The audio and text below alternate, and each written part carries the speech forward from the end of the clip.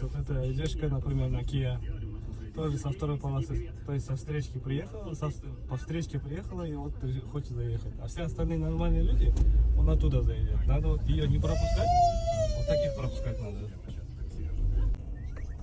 Вот екінші полосадан келеді.